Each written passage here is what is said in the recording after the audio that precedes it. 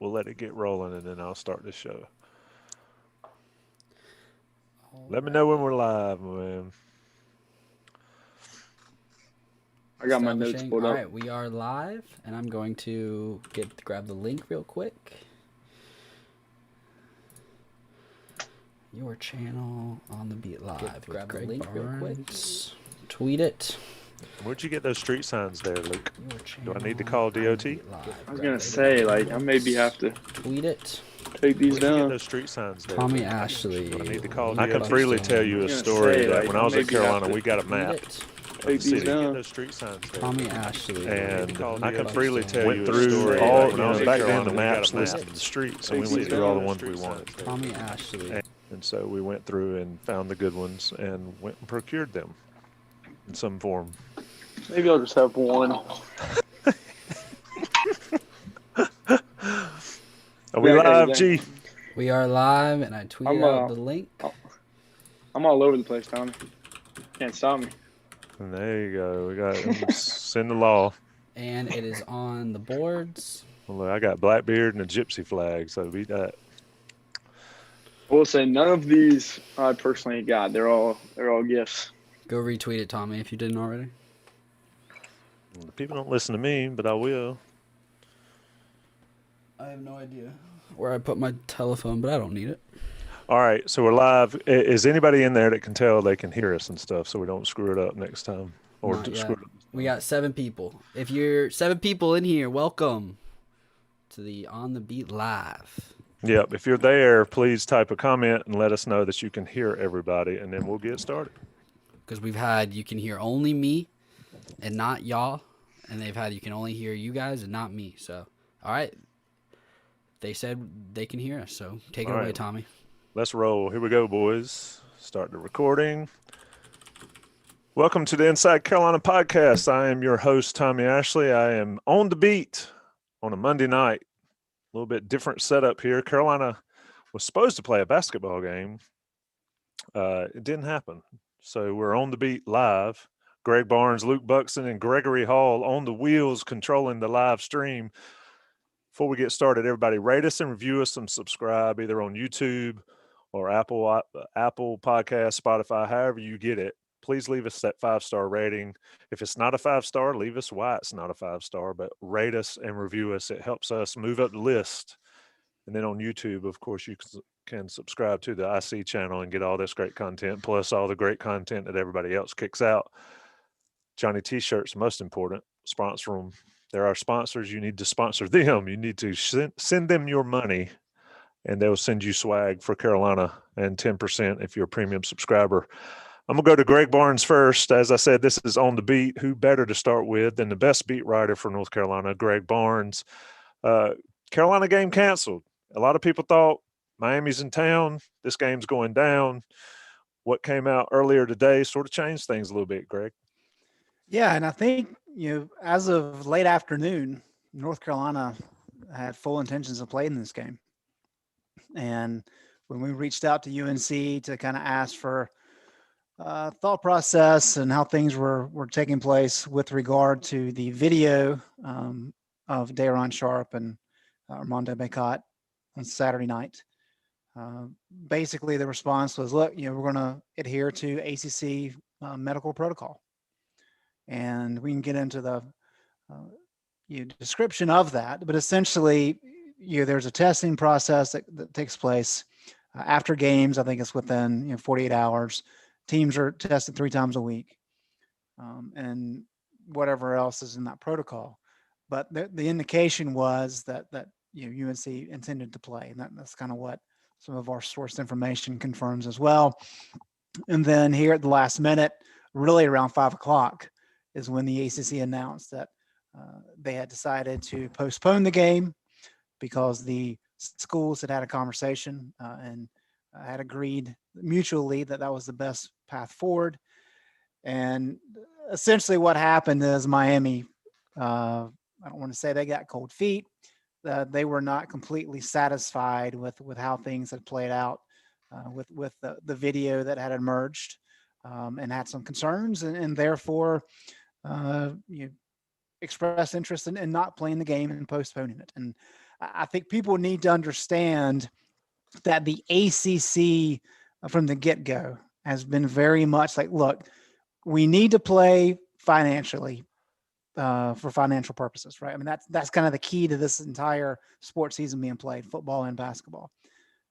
We don't want anybody to feel pressured into playing. So they said from day one, look, any student athlete that's not comfortable playing, it's not going to be held against you. It's not going to cost you a scholarship, anything like that. And that same goes to institutions. If an institution decides that they are not comfortable playing, and we saw a big part of that in football with FSU and Clemson, and then again, FSU and Virginia.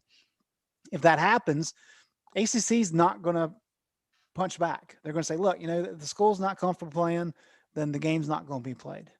And all indications is that's what happened here. Miami was not comfortable, and so the game was postponed. And the ACC has played, I think, 80% of their scheduled games. So this is not the first postponement. I think this is number 38. So it's happened a bunch. This was a unique situation, which we can dive into. But at the end of the day, Miami did not feel comfortable in playing this game Monday night. Greg, let me ask you the question that some people have asked me. There has not been a positive test that has done this, or do we know that? We do not know that. And the fact that UNC seemed intent on playing leads me to believe that there was not a positive test. And then you get into the whole the medical aspect of things, which I am not a doctor by any stretch of the imagination. How quickly after a situation like that, when maybe a student athlete is around other people kind of outside the bubble, contact tracing, for example, is actually probably worse than being testing positive for these students, just because you're talking about a 14-day quarantine. Whereas if you actually you test positive, it's only 10 days. And so, no, there's no indication right now that there's been a positive test, but that doesn't matter in how the ACC has their protocol set up. It's basically, if Miami was not comfortable with how this played out, then they have the right to pull out. It's interesting, and it sets up a situation where, as we've seen and we will see, is that they're going to be very unbalanced schedules across the conference, and teams playing a lot more. I mean, we saw it this past weekend. Carolina's now 12-6, and Duke's 7-7. I mean, so you've got a situation where teams aren't coming close to playing the same amount of games. Luke, and I'm coming to you first because I think I know what you might say, but I don't want to get in. I don't want to debate the merits of what was reported or how it was reported today, but just as a general, not yet at least, but as a general vibe around Chapel Hill, folks and all, this has been a difficult process for these athletes, has it not, to sort of keep the noses clean, for lack of a better way of putting it, as all this is going on, whether it's football or basketball.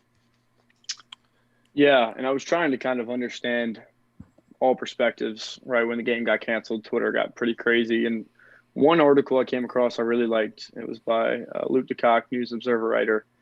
And he talked about, the idea that we have put these college athletes in hotels and said quarantine, the idea that they can't go and see their families, the idea that they are getting tested, multiple times a week for the sole purpose of, hitting revenue and for fans' entertainment. And that's not to say that these guys don't want to play. They definitely want to play, and they definitely want to be on the court. It's not the sole reason they're out there.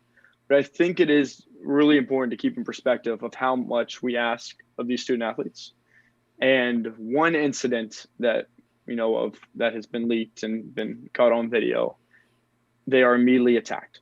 Look at Franklin Street, right? Like tons of college kids rush Franklin Street, but these two are the only ones who are getting docs, been exposed to public discourse. And I get it. They're public figures. They've been public figures for a lot of their lives through recruiting. They're public figures now, being on a prominent college basketball team. But I do think it's important to put in perspective of how much we ask of these kids. And then one video, which does not really tell the whole story. We have no idea who was there, how many people were there, what the situation was. That comes out, and that is all we talk about. So I think it's just important to kind of be slow down. Let's think of how much these kids have been through, and now let's assess, and let's not kind of overreact. Yeah, that's not really how today's society works. I mean, I agree know. with you. I agree Yeah. with you 100%. No, I know. I'm very Very, aware. very mature of Luke. Yeah, that was that, man, I love the world you were describing right there. It would be such a wonderful place to live It in. would But be, right?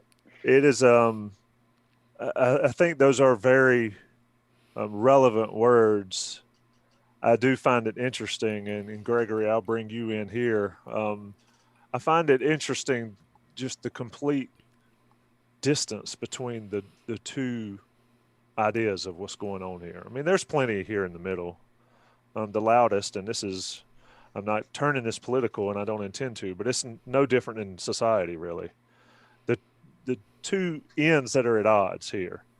It's their fault. It's their fault. There's no gray area for a lot of people. But Gregory, um, your take on all this. I mean, there's a job to be done by one entity. There are young people involved on the other end, and there's a lot of people that love watch Carolina basketball that are mad that they're not getting to see a game tonight instead of they're watching us. So where are you, Gregory? I mean, I'm in the middle because I don't think I'm very extreme on either end when it comes to things like this. It sucks that we don't have a game to cover tonight. And Greg, you mentioned the ACC's 80% game play rate or something like that. I believe Miami was the only team that had not had a game canceled or postponed up until this point. And there are some people that are saying that Miami backed out. Why would they back out? There's no positive test. And I think the ACC is a little to blame in that regard because their protocols only stem from positive tests and contact tracing. And so this kind of leaves it up to, like the ACC's statement, the two team personnel discussed and felt and were not comfortable having a game tonight 2 hours before tip-off, right? And all the scandal came out with Dabo and Florida State and how mad Dabo was when he went down there and had to immediately get on a plane and they had to come back and blah, blah, blah.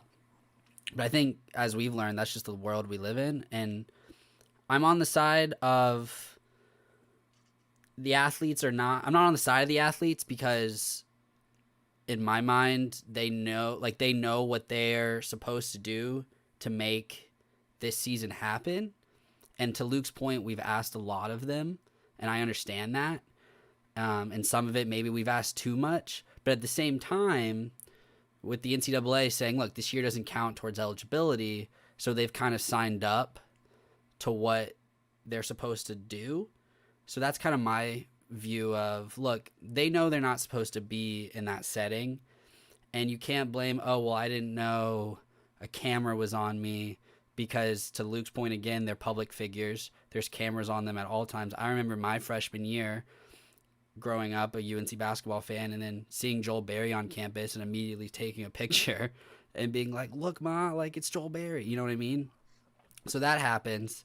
I don't know. I mean, it's not, they shouldn't have been there, but I understand celebrating. I mean, I tweeted out like the other thing of, I mean, you're really going to potentially risk your season celebrating over an unranked Duke game, which I saw people tweeting out about how it's on UNC basketball players' bucket list to beat Duke. So I'm not taking away that it wasn't a big win, but it's just, we're at almost mid-February here.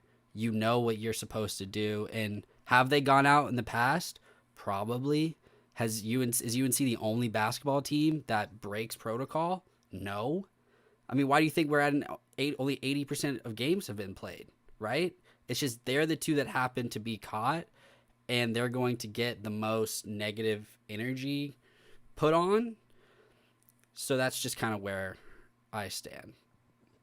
Yeah, I mean, as far as why celebrate for beating Duke, it's tough to argue against people actually in the arena. I mean, those guys put in the work. I see what you mean about that, and I know your tweet was just a little bit, I hope, tongue-in-cheek, because I got a text from somebody that's a diehard Carolina fan and was like, man, when I was in school, we as in Carolina lost to Indiana in the 81 national championship, and we swore we wouldn't storm Franklin Street until they won the national championship the next year. And I'm like, times have changed. It's a little bit different.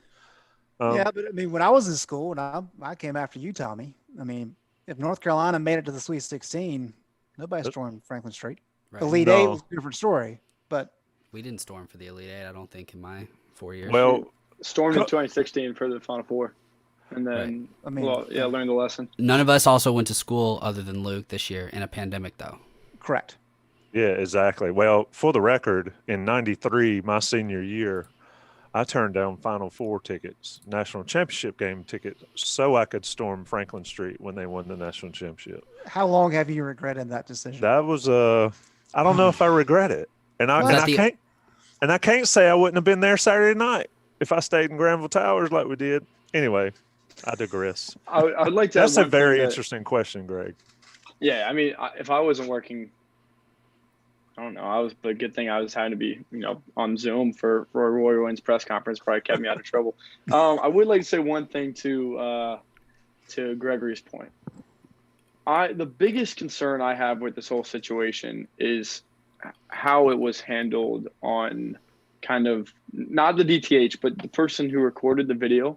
When I think of how do we, create better people in our society, help people learn lessons, hold people accountable, I don't necessarily think exposing kids to, the entire world now. ESPN's on this, Bleacher Report, Inside Carolina's, CBS, everyone's talking about this.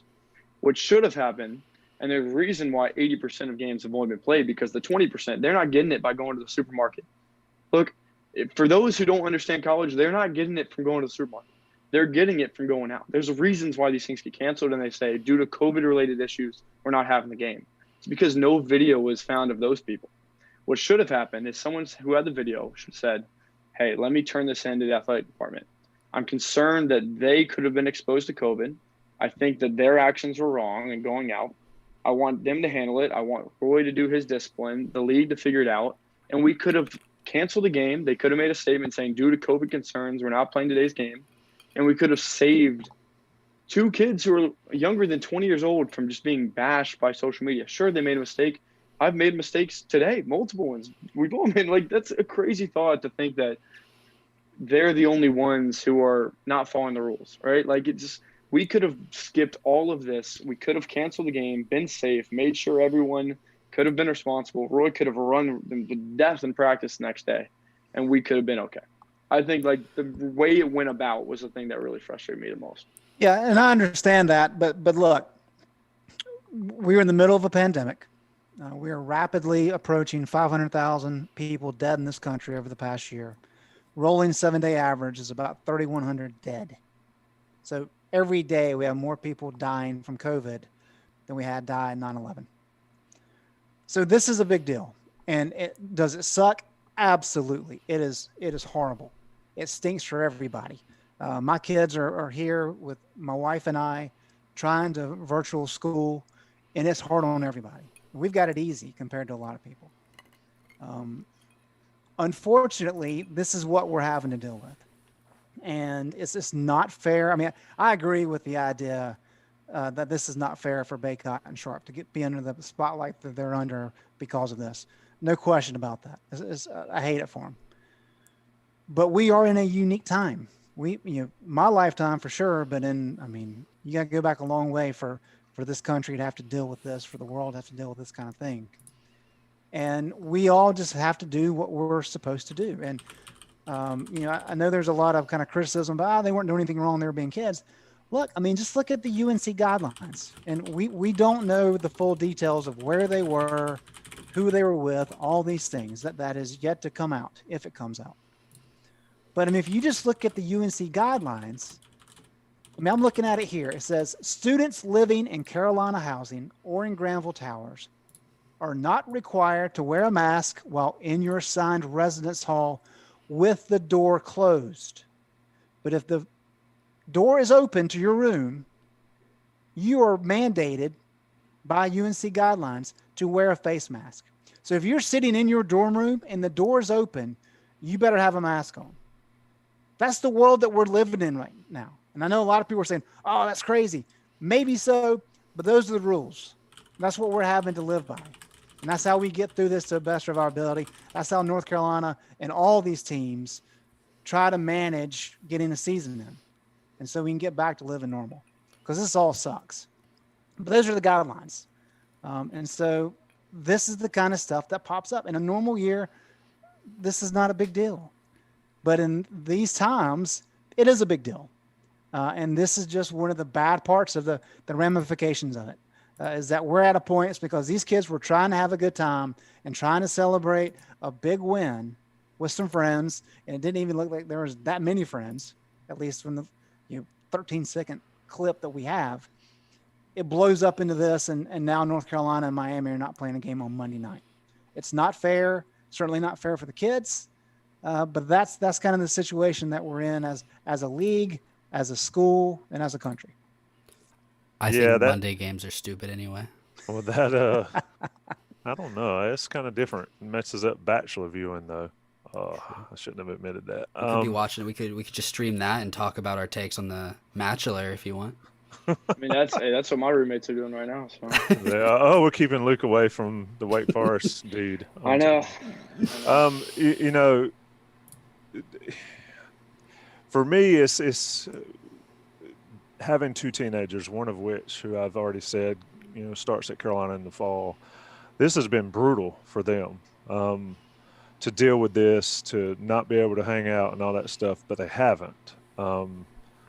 And mainly because we hadn't let them, because I'm sure that if they were unsupervised, they probably would have done whatever they wanted to do. But, so I'm kind of torn on, should these two guys have known better?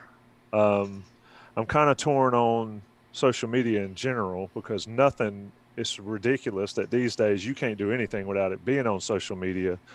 And so you basically just have to live like you expect it to be on social media. But I want to get to the point, and Greg, I want to start back with you, and because this is where I think we kind of diverge on our opinions, is the duty of the DTH to report this or not report this. I think that if you look at Inside Carolina's message boards, that is the number one issue here. And the number one split, I think, on this is the DTH screwed Carolina again. Y'all are missing the point. You're killing the messenger. The DTH is not the one out partying without a mask. And Greg, you've been doing this for a long time, and you've lived through it and been on the front line of dealing with media coverage during the NCAA stuff and now this and all that. I mean, where are you in that regard? Because I'll get my opinion out earlier, and I said it off air.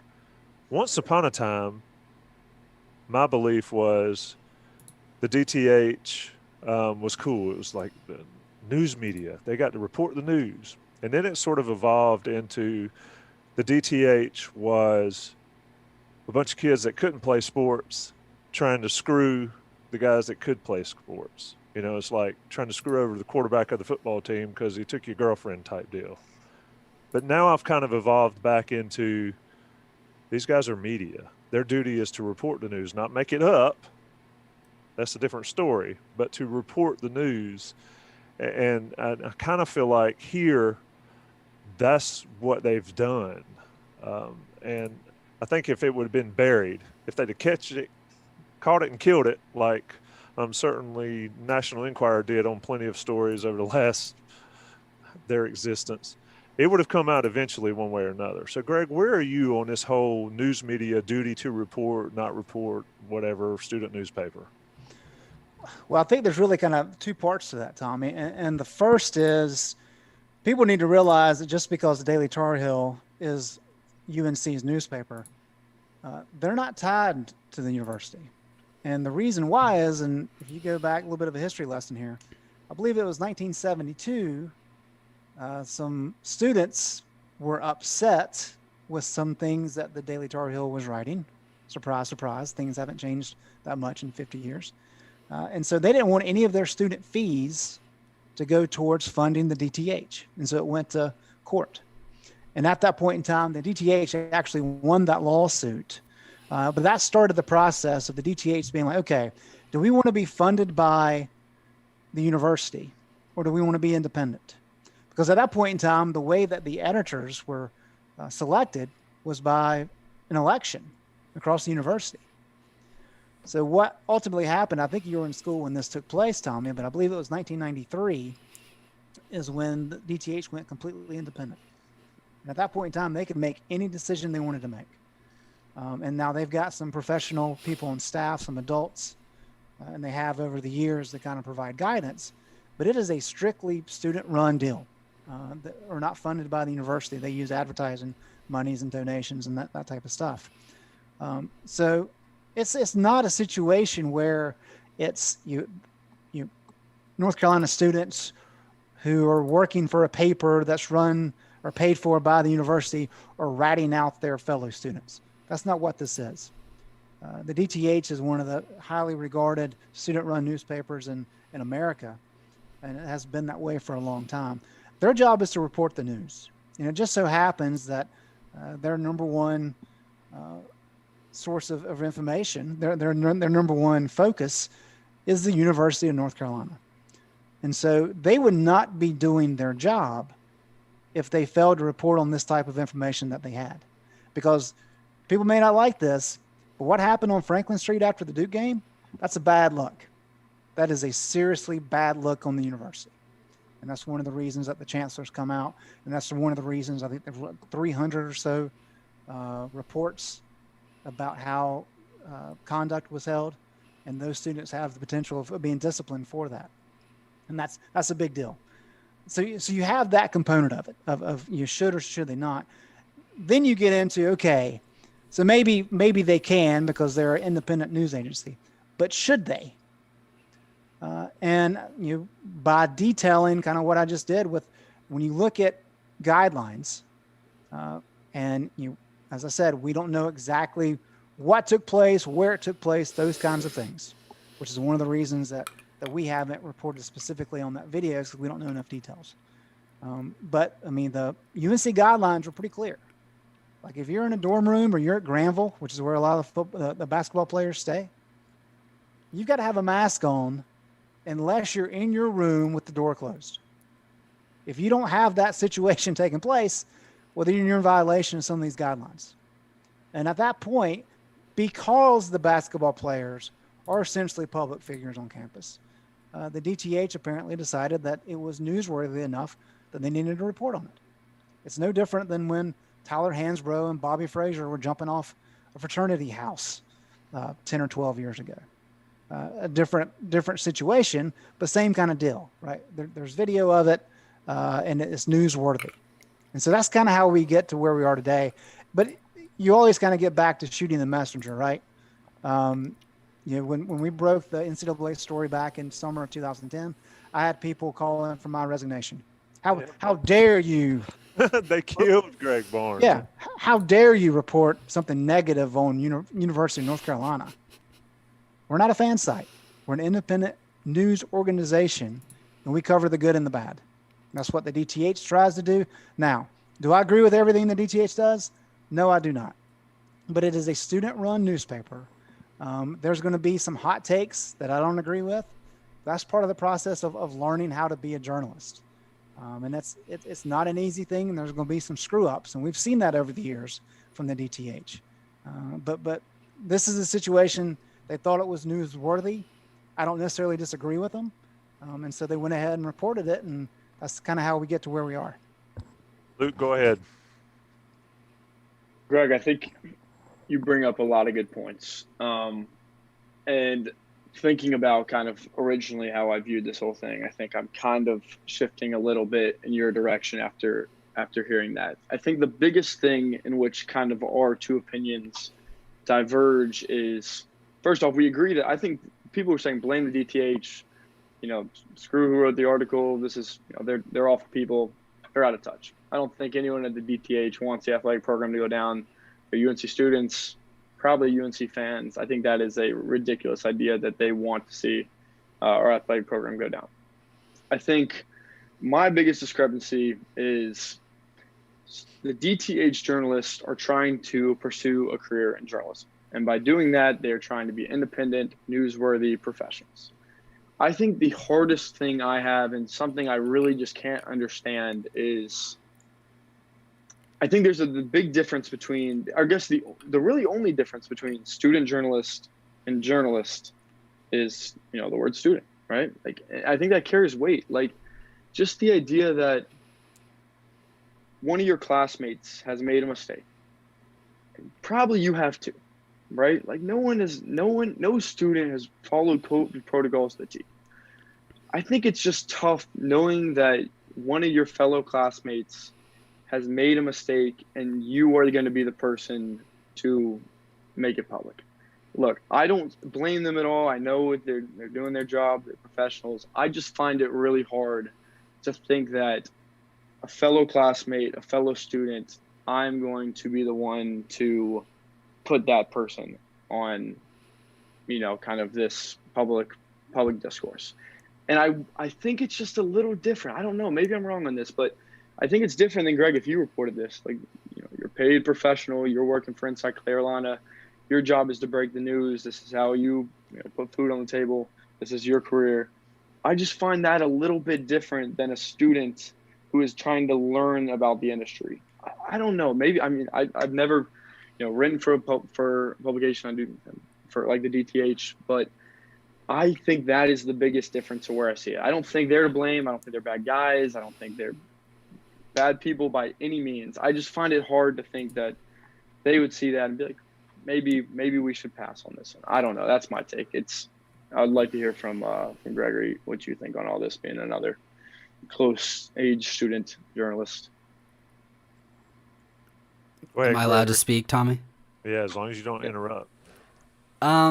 Yeah, that's an interesting point, Luke. I mean, I know Ryan Wilcox, the guy who wrote the article, and I don't want to speak for him or anybody like that, but as someone who has written for the DTH, that's what I did before I joined Inside Carolina. I didn't cover sports, so Inside Carolina was the first time I ever covered sports, but I know for a fact it wasn't, he got the video in his hands, and he was like, all right, let's go after them, right? It wasn't a puff piece. It wasn't it wasn't that different than, Greg, your paragraph a little farther down, because like you mentioned, your story wasn't about necessarily the video, but you had to mention it because that was news and things like that.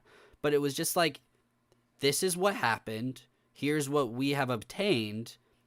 And he reported the news. Just like how ESPN, and I've used this analogy all day, well, since the news came out. When ESPN reported on James Harden at parties and he was held out of games, or when Kyrie Irving was out, even if it was a family function, he violated the NBA's protocols or guidelines or whatever and was punished for it.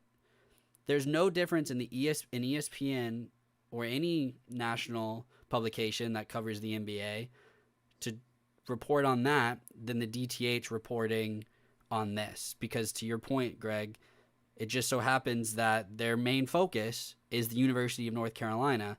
And with how big sports are at the University of North Carolina, that's what they're going to report on mainly. And I saw a comment earlier in here in the chat about, I didn't see the DTH covering other sports teams, parties, and things like that. Well, they did, right? Like, whether you remember, like, if people remember or not, like, I love the term recency bias. You guys hear me say that all the time. But they definitely reported on that stuff.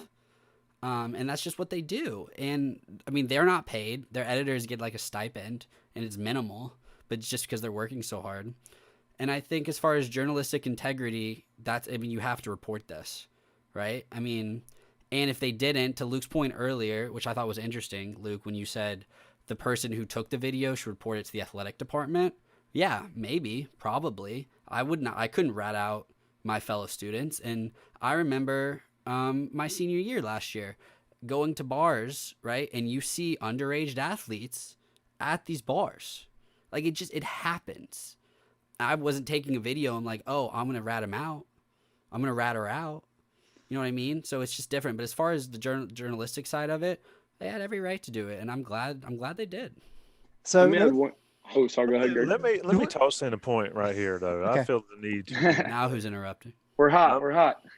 This is a great discussion. I'll say this, and I'm gonna get out of y'all's way since y'all are the journalists. I have no problem with them reporting this issue. I do have a beef with that editorial that I just linked in our Slack channel to you guys as well. That's some garbage, and that's because I don't want to get in trouble with the FCC. But anyway. But let's talk about that, because I think that's the big issue with what has kind of gone on with our country in recent years. I guess it's journalists' fault in not explaining how journalism is set up.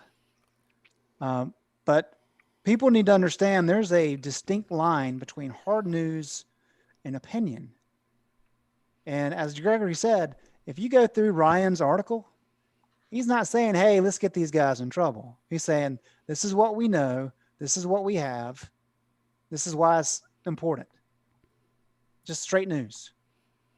And then you get the editorial that Tommy's talking about, which is throwing gasoline on the flame. I mean, let's be honest. That's what it is. It's called Go to Hell, Carolina. That's what editorials do, for right? reference. They are completely different. One is an opinion piece, which is the same as any of us giving an opinion. Some people are just paid for their opinion. You don't have to like it. And in fact, part of it's to kind of make you think in a different way and maybe to get you fired up. Well, here's my thing, Greg, on that, and you're rolling, but I'm going to say this. Gregory, you said the guy's name that wrote the story about Baycott. Ryan Wilcox. He puts his name on the byline. Sure. This editorial is quote unquote by the editorial board. Yeah, I got no problem with people sharing your opinions. I share mine all the time that people don't like. Gotten in trouble for them with Inside Carolina. Plenty have gotten in trouble with them in my life elsewhere. Put your name on it if you're going to share an opinion like this. Put your name on it, and then we can have a discussion. That is my biggest issue, Greg, but I'm sorry I interrupted. No, that's valid. I mean, that's part of the issue, but we've gotten to a point with social media. I blame Ted Turner, right? Because when he decided to take CNN 24 hours, Ted Turner, you have to fill time. And you can't just repeat hard news all day long. It gets monotonous. And so what happened? Well, you start having columnists, if you will, entertainers, opinion people. And they have fooled a lot of people. And this is not, I mean, this is both sides of the aisle.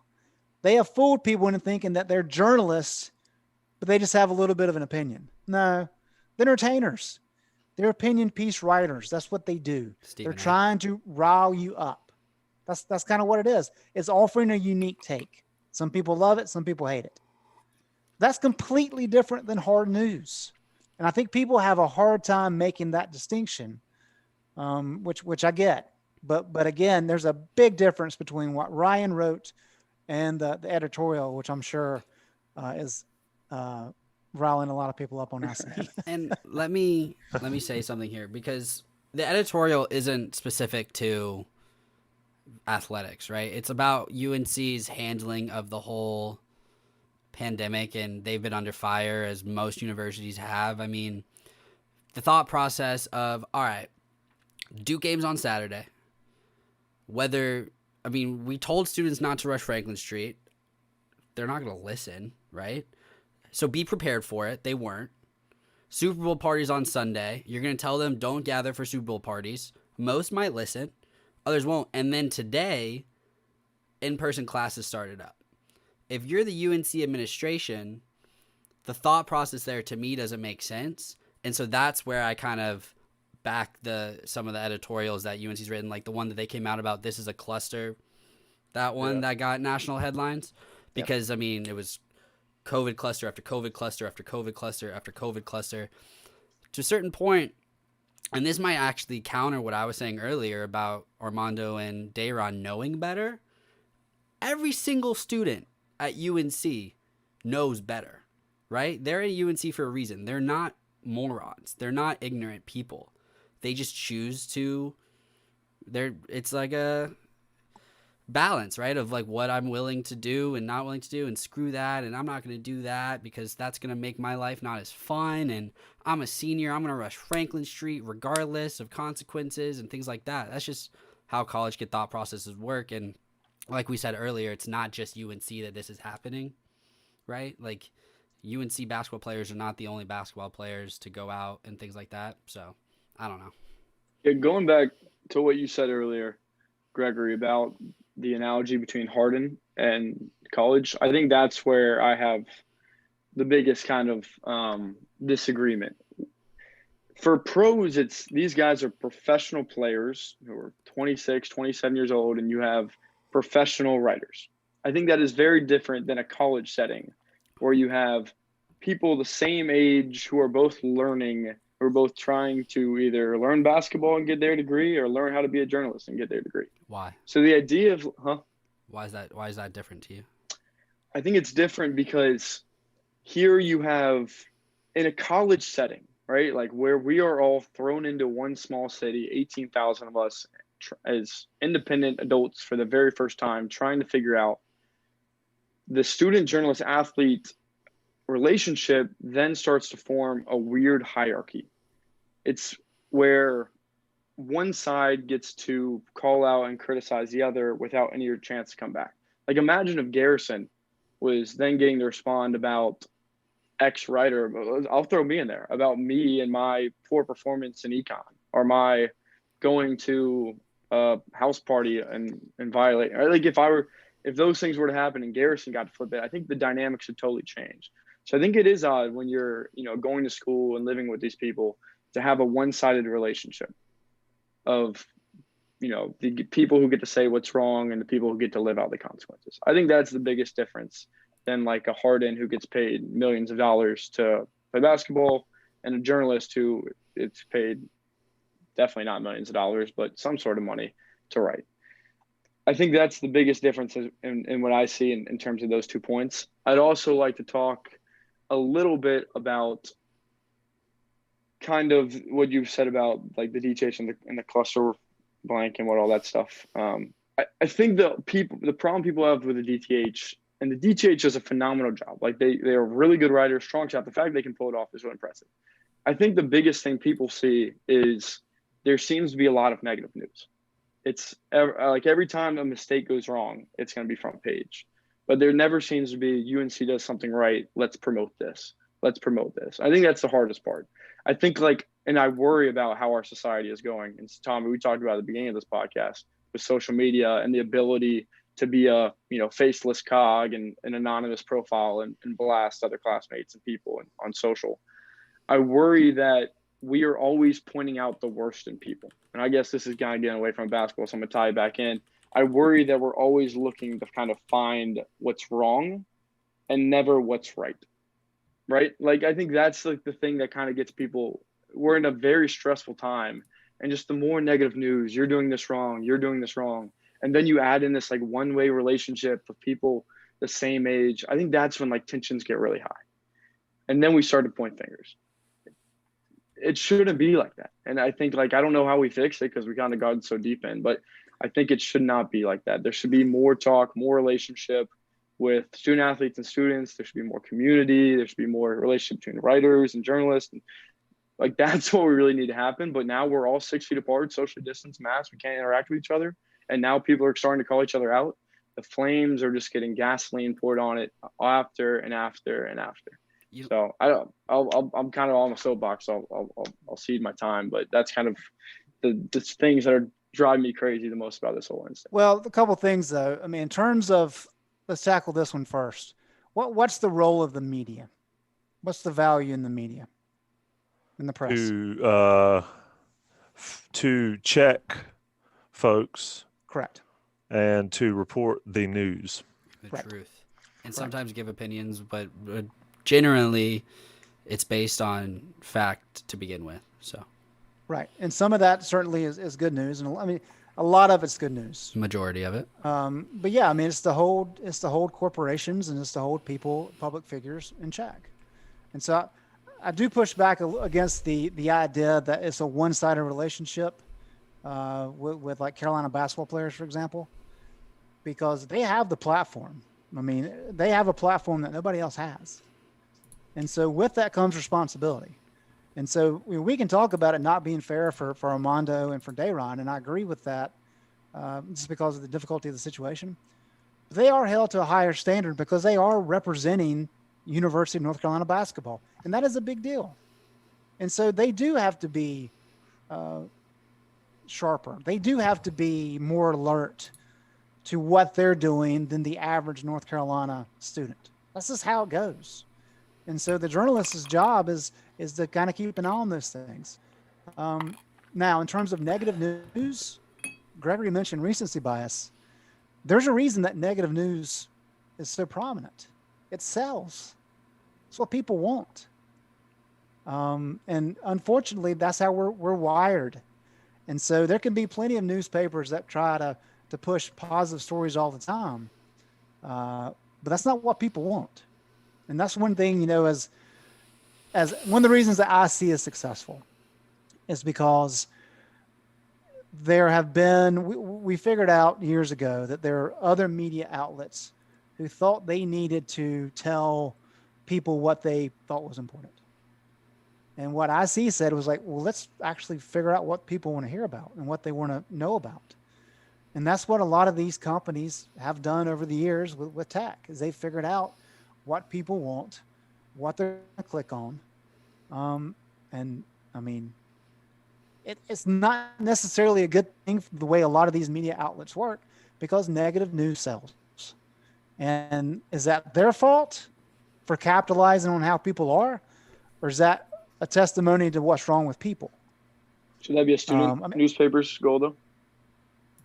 They have to stay alive just like anybody else sometimes. I mean, they're down to one print a week. When I got to the UNC, it was 5, I think. So do you really think, Luke, that the DTH is pushing more negative news than positive news? No, I just think that's the overall feeling in the air. I think that's because of what happened today. I don't think in general. And that kind of brings up an interesting point of how mad people are. Imagine if UNC lost to Duke on Saturday and this happened. Yeah. No kidding. Someone brought that up in the chat. Imagine that. Imagine if Armando gets his butt whooped by Duke and Dayron get their butts whooped by Duke, and then they're caught out. Imagine what people would be saying then. It's like, get your butts in the gym, learn how to make a free throw, right? Yeah. Greg, here's a question from the chat. Hold on, Luke. Let me take a break, and then we're going to come back and do questions from the chat. And it's not a break for our live listeners, but it's a break to pay the bills on the audio version, because we got to talk about Johnny T-Shirt and JohnnyT-shirt.com right fast. They're our sponsors. They're great friends, alumni owned and operated. Visit them online and I would say visit them in person, but I think the building that they're in is currently under renovations of some sort. So check them out online. And if you're a premium subscriber, get your 10% off your everyday order. I'm going to take another short break, letting the national guys pay the bills on the audio podcast. If you're listening live, stay with us. We're right here on the beat. Gregory, Luke, and Tommy will be right back. All right, boys, we're back. And Luke, I didn't mean to cut you off because I do want to get into the live chat questions that we've got going on, but I had to get the sponsorships read in and all. So, Luke, I'm going to turn it back to you. Give us some questions on there. No, it's all good. We were rolling, so, but totally get it. So, question from the chat, Gregory, Tommy, would love to hear your thoughts. The DTH hadn't posted the video. Would it have been surfaced at all? And did they cross a line by taking a video from a friend's Snapchat, which is a place for private share? Is it a public setting? I mean, is it so like, it's so I'm not familiar with Snapchat. So. I got you. You post to a story, so you have a close group of friends who can see it. So one of their friends screen recorded it, and then my guest sent it in. Let me give some people listening some advice. If you think you're posting something on Snapchat that disappears after a few minutes and nobody will ever see it, you are wrong. And this is a big example of that. But I speak coming from another whole arena. If you put it in the ether, it's in the ether forever, no matter what they tell you. Greg, go ahead. Well, Gregory, go ahead. Also, what's important is this was screen recorded. I don't know who screen recorded it. I don't know how the Daily Tar Heel came to obtain the photo or whatever, but based on what I'm just watched the 11-second clip, it is on someone's public story. And so it's not someone at the party on their camera phone, on their iPhone, recording it on their camera and just having it stored on their roll. This was someone was like, I'm out partying with the basketball players. I'm on selfie mode. Look at, we're dancing to music, and then post it to their story for all of their friends to see. So this was not a sleazy, the initial video was not a sleazy, look at Dayron, look at Armando. Just putting that out there. Yeah, and so we kind of get into this whole idea of, okay, what if, I mean, just change the topic. What if somebody had a video that was shared on a social media of a player cheating on a test? Is the DTH, should they report on that if they know that a student or a student athlete was cheating on a test? I mean, where's the line? If a student's doing something that's not right, a known student, a public figure student, is that newsworthy? And I mean, I would say sure, yes. Yeah, I mean, that's kind of where we're at.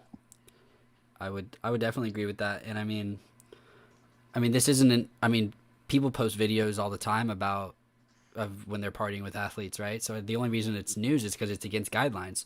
If there was a video posted on someone's public story of an athlete cheating on a test, that's against, right? That's against protocol guidelines, whatever the term is for rules. I don't know, whatever the specific term is, right? But like, so I think they're comparable.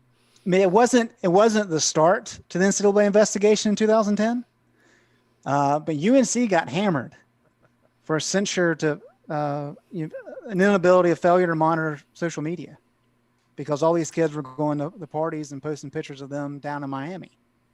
I mean, the NCAA hammered them on that. And that wasn't media seeking that stuff out. That was an NCAA 27-year-old investigator saying, I'm just going to go on Marvin Alston's Twitter feed here and let's see what kind of pictures we got. Oh, okay. So I kind of agree. Out for free. Yeah, I agree with Tommy that me and Tommy did not grow up in the time of social media. Greg doesn't even have a Twitter. Thank God that I Like didn't. Yes. meme of the tiny domino and then that big domino, like Zuckerberg codes Facebook, UNC Miami gets canceled. That's right. Right Exactly now. right. Here's So another I've had to question. explain that to my son who's 14 of, look, like I've always been skeptical of social media just in terms of what I put on there, just because it's something new and, I'm the old guy and I don't know exactly what it is. He was born into that. That's like a way of life. Yeah. Like, why would people be looking for me to do anything wrong? It's a different mindset. And I think that's difficult, especially for some student athletes who maybe they've been a big name for a couple years in high school. I mean, this is a whole different world and this is a whole different spotlight. And it's just tough. My two questions are, who's the guy filming? What are you doing? And then second is, Armando Dayron, why are you letting yourself be recorded? Come on. Right. Another question. It's kind of like Fight How Club, long do you man. think Sharp Talk and about Fight Club. Baycott will be held out? Best guesses. No, I have no idea on that. I mean, I think that just depends on tests at that point, or how mad Roy is, and if he suspends them himself. I've heard Roy is, as one would think, is absolutely livid. Yeah, we don't exactly know what the internal Dynamic is right now. right, the protocols, right? I mean, we kind of have an idea of what the ACC does, but I mean, Roy could have a whole list of things that the guys can and can't do that we don't know about. Mm-hmm. And it could be that the guys did absolutely nothing wrong with some of the things that UNC has laid out as a basketball program. But it could be that they broke some serious rules. We don't know that. And so it'd be just pure speculation to guess if they're going to be held out or punished in some way. And it could be, maybe they don't miss a game. Maybe they just run till they throw up. I mean, there's a lot of different options there. And I think and then they just missed a game, so Sure. it just cost themselves a game. So there's at least one. And I think that leads into another question of someone asking if Roy has put out anything. I don't believe so. Greg, am I correct in saying he hasn't put out anything specific himself? As far only Bubba put out a statement, but has Roy put out anything? No, he was going to address the media after the game tonight, but that obviously did not happen. I wanted to read what Larrañaga said.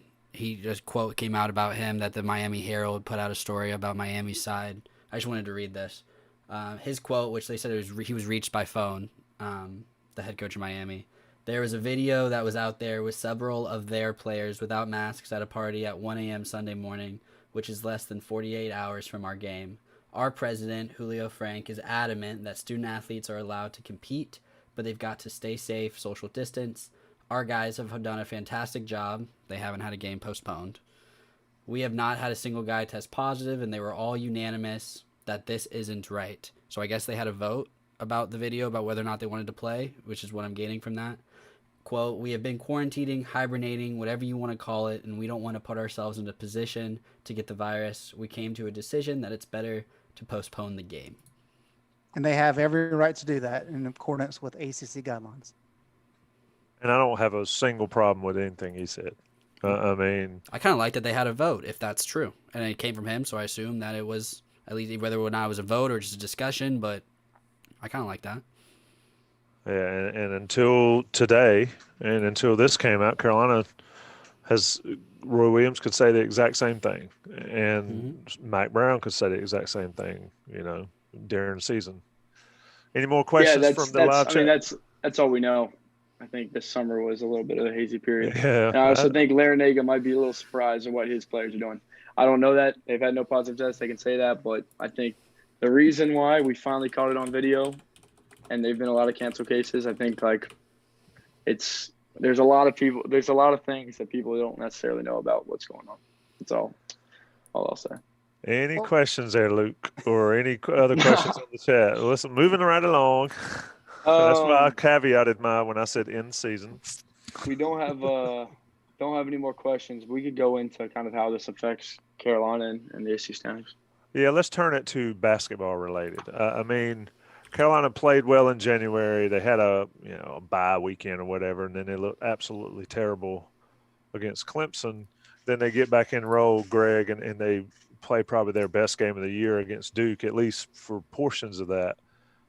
Does this affect Carolina, the basketball team, and how much, given that they got to stack wins one way or another, and I would think Miami would have been one. Yeah, I mean, I think in terms of building confidence, it would have been nice to have another win, although Chris Likes may have played, which would have been a different dynamic for sure. But Carolina was favored by 10, so you assume that would have been a win. That would not have been a huge win. I think it would have been a Q3 win. So in terms of NCAA tournament resume, it wasn't that big of a deal.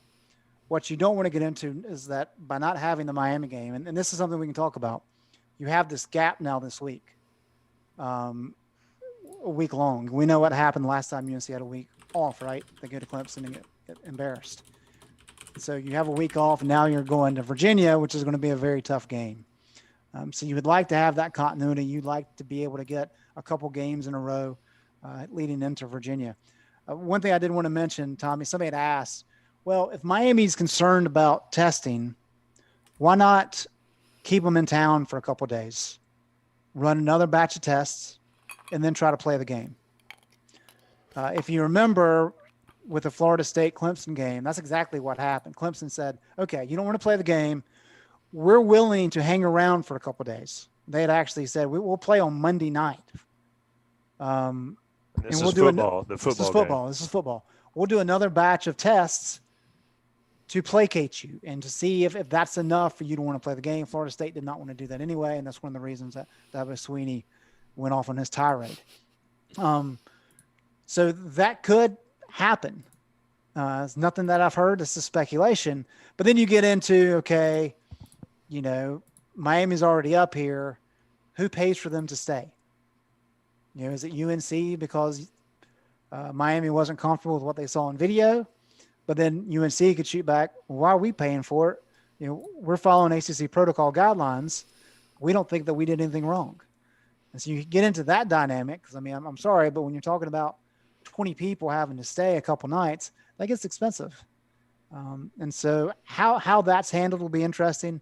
And if UNC can get anybody else scheduled this week, that's something to watch out for. I don't know anything about how that would potentially play out.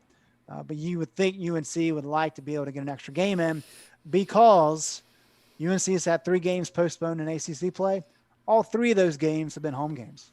So you have a lopsided schedule. Now, they did reschedule one of those games and got the Syracuse game in, but they're still looking at now this Miami game and the Clemson home game that they need to make up. So it'll give them many more away games and actual home games. And that's never a good thing when you're trying to to secure wins for the NCAA tournament. Do we know where opposing teams used to? They used to stay at the Best Western there off Miami Boulevard, didn't they? Back in the day, they could stay there. It's like $59.99 a night. No, what prevents Carolina from flying down to Miami and playing Thursday night? I mean, it is what it is. And but that's another road game. I mean, that's the. Yeah, I mean, I think it is more important. It's strictly in terms of basketball. I think it's more important for Carolina to play a game than it is where that game is played. I think at this point. Anyway, Luke, your thoughts on one of y'all said that somebody's asking about keys to beating Virginia. Oh boy, Luke, I'll let you go first on that one. Keys to beating Virginia. Score the ball. Yeah, make shots. Be as efficient from three as you were versus Duke. I mean, the Miami game it's tough because you look at the schedule, right? Virginia Tech, Louisville is a pretty good team. That's gonna be a tough game. Florida State, and then another matchup with Duke. Those are the games get a little momentum from Duke. You're playing well. Chris Likes is a little iffy. Feels like that's a winnable game and can carry you into a Virginia game with a 2-game win streak. And now you're going to have to play Virginia with this dark cloud above your head, right? Like it's just kind of a disastrous situation for UNC. You have a big game against your rival. You win. You play pretty well. Kind of carried into Monday, beat Miami, and then, you got some momentum, some confidence against Virginia. So go from that to this. Whew. Roy Williams got another weight on his shoulder that he did not expect he was going to have. Let's look at, and I was trying to look at the comments too, since y'all are all getting to look at them. Let me ask you this, Gregory. Carolina sits at 12-6 with, I guess, 7 games left now? Is that accurate? Something like that. 1, 2, 3, 4, 5, 6, 7 games left. 4 home, 3 away. What record at this point in the season, we're on February 8th, what record does Carolina need to get into the NCAA tournament? I think if they go 4-3 in those games, I think they're in. I think if they go 3-4, so that 3-4 puts them 15-10.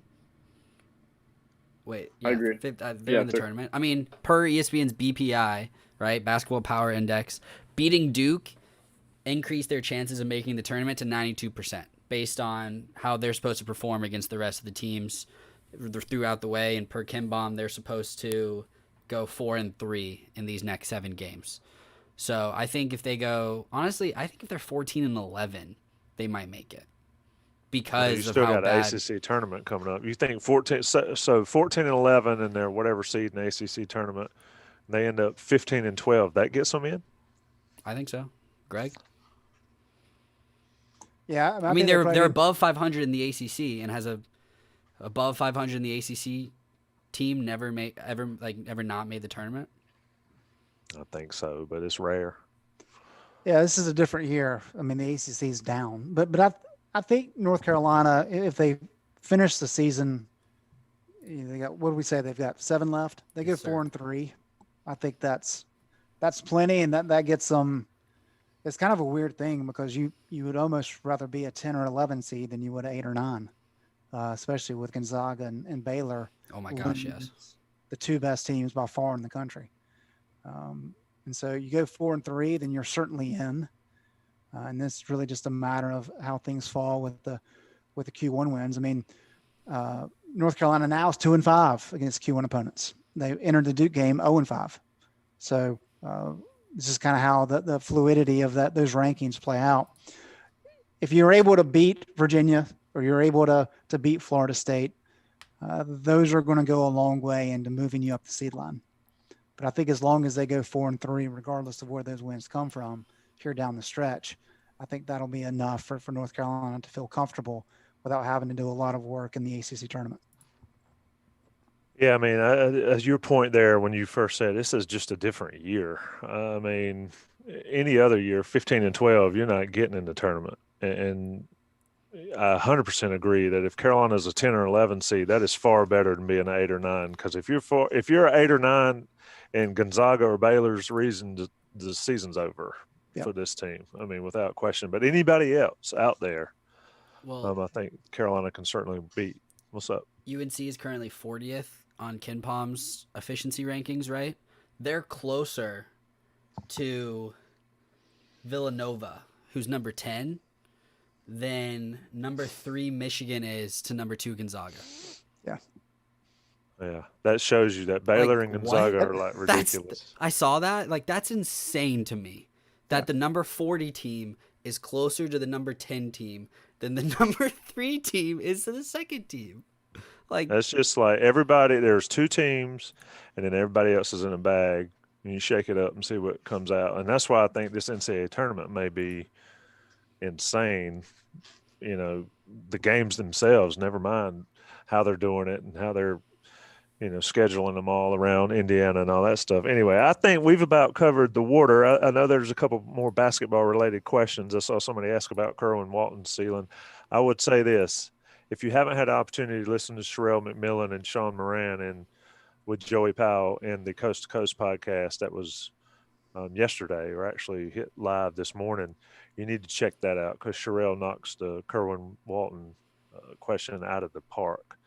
And safe to say, a 4-year player, Kerwin Walton, sets all sort of Carolina 3-point records. Let's just put it that way. Check out Sherelle and see what he has to say. Guys, y'all got anything else? I just wanted to thank everyone watching. We've been at over 100 viewers for the last 30 minutes, and we didn't peak 30 last time we did this. So thanks for coming out and listening and sometimes arguing with us. We love it. The negative news, Greg. That's right. Yeah. Negative sales. The more Greg Barnes told me if we get up to 250 viewers next week, he'll download a Twitter. And Gregory Hall said 300 and he'll shave his head. Oh. So. Yeah, we do that. Okay, well, let's 300 viewers next time we do this next week. Gregory Live on Hall stream, I'll become Tommy Ashley. Bald. Oh, you can't come this way, boy. There's only so many perfect heads in the world. The rest they covered with hair. All right, boys. It's been the Inside Carolina On the Beat podcast. I've been your host, Tommy Ashley. That's Gregory Hall, the future bald Gregory Hall, Luke Buxton, and Greg Barnes, sponsored by Johnny T-Shirt. Make sure you rate us, review us, and subscribe. Guys, appreciate it.